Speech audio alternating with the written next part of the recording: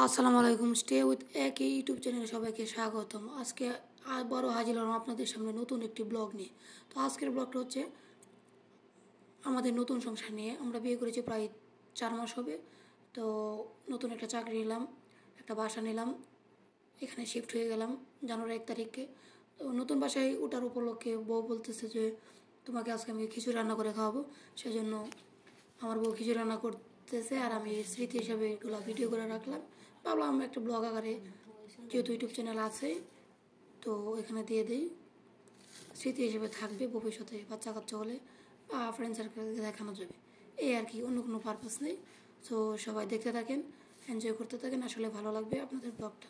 আসলে বাসাটা মোটামুটি আমাদের ভালোই, ছোটোর মধ্যে চলে আর কি, দুজনের গরিব খানা এভাবেই চলছে।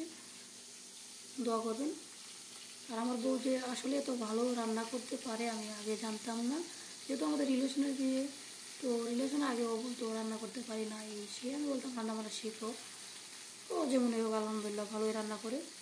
তো খিচুড়ি রান্না করতে যা যা লাগে সবগুলো আইটেম নিয়ে নিয়েছিল, আর ওইগুলো একে করে রেডি করে তারপর ফ্রাই করে ভাজা ভাজা করে খিচুড়ি টিচুড়ি রান্না করে একদম ফুল রেডি করে।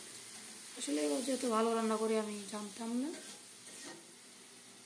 তো দেখতে থাকুন, সকলেই সাথে থাকে। দেখতে পারতেছেন এখানে টমেটো কুচি, আলু কুচি, তারপর শিম কুচি, মরিচ, এগুলো দিয়ে মানে এগুলো আলাদা ভাজা ভাজা করে তারপর খিচুড়িতে দেওয়া হবে।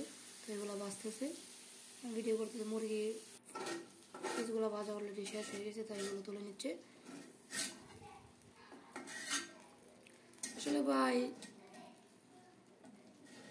সমাজ পরিবার সব কিছুকে মানিয়ে বিয়ে করে সংসার করা সত্যি খুব টাফ বিষয়।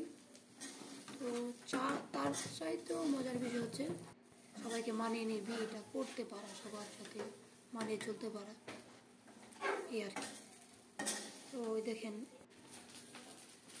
চাউল ডাল ভাজা ভাজা হয়ে গেছে, তারপরে এগুলা এখানে দিয়ে বসাই দিয়েছে, মশলা টশলা যা যা লাগে সব দিয়ে। ফ্যামিলি মানবে না, অমুক মানবে না, তমুক মানবে না, এগুলো আসলে একটা অজুহাত। চাইলে সব কিছু মানিয়ে সুন্দর করে সংসার করা যায়। দোয়া করবেন সবাই। খিচুড়িটা অনেক ভালো হয়েছিল, সবাই আমাদের জন্য দোয়া করবেন। আসসালামু আলাইকুম। ভালো থাকবেন, সুস্থ থাকবেন, সকলেই নিরাপদে থাকবেন। আসসালাম।